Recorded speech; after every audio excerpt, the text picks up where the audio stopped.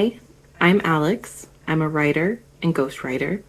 And today I want to talk about the moment I realized writing could be more than just something I loved. I was always a pretty bookish kid, always. My backpack constantly had 2 or 3 books in it. I brought books everywhere, including in the car. I remember sometimes my mom would actually take books away as a punishment because I was always reading. Books weren't just something I liked, they were something I lived. When I was in high school, I had the opportunity to meet one of my favorite authors, still to this day, Meg Cabot. Meg Cabot was doing a really small event in Washington, and we had driven out to see her. I want to say there were maybe less than 20 people were present, and so it was a really amazing opportunity to get to meet one of my favorite storytellers, and it was a pretty intimate setting. I even got to ask her a question about one of her books, which was super exciting. At that point, I had read everything she wrote, the Princess Diaries, all of it. She was my favorite author. Meeting her felt surreal. And she told this story about working at NYU as a residence aide, or an RA, and she talked about how she would write in her downtime at this job. And I thought, oh my God, if I could do that, that would be the best thing ever. If I could get paid to write. Because the concept at the time did not make any sense to me. And here's the thing, before the moment that I met her, I wasn't thinking about college. I wasn't thinking about my future.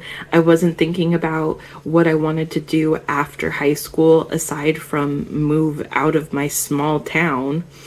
So when I met her and she started talking about New York and NYU, I got really excited. And I kind of finally came to the realization that maybe college was something that I was interested in and wanted to pursue. And funny enough, I never ended up going to college. I did get most of an associate's degree, definitely not at NYU, but it was the principle. It was the fact that I was looking for an opportunity to do writing as a full-time career. And I have been writing my whole life. I like to say that I have been writing my whole life because I've always been telling stories.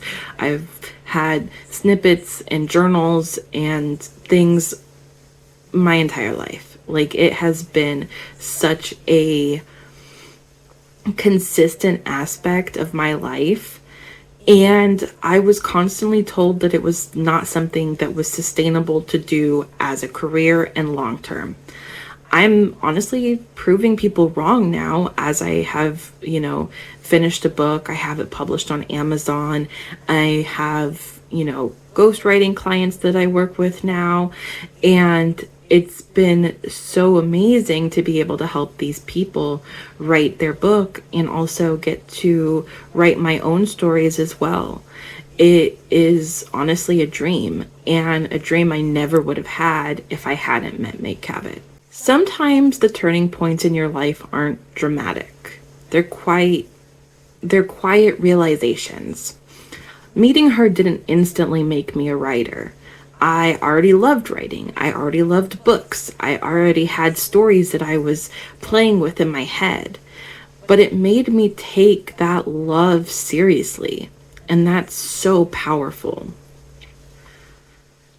If there's a book or an author who shaped you, I'd love to know who it is. Please leave a comment down below. If you're building your own story, I hope this gives you something to think about. If you'd like more conversations about writing and creative process, consider subscribing so you don't miss the next video. And if you're ready for deeper support, whether that's reading my work or working with me, you'll find everything linked below. I'll see you in the next one.